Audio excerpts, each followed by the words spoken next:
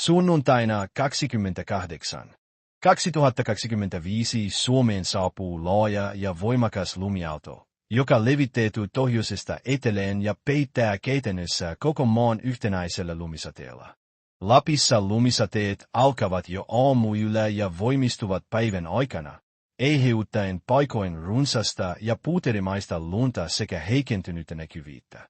Keski-Suomessa ja Itä-Suomessa lumisade on tasaista ja ajoittain sakeaa, ja lunta kertyy nopeasti teille ja avoimille alueille.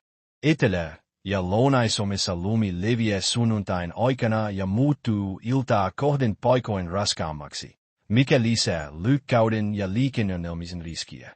Koko maassa vallitsee talvinen sää. Lämpötilat kysyvät pakkasen puolella ja tuuli voi aiheuttaa kiinnostumista erityisesti avoimilla alueilla. Viranomaiset suosittelevat varovaisuutta liikenteessä ja ajantasaisen säätilanteen seuraamista, sillä talviolosuhteet ovat sunnuntaina poikkeuksellisen haastavat koko Suomessa.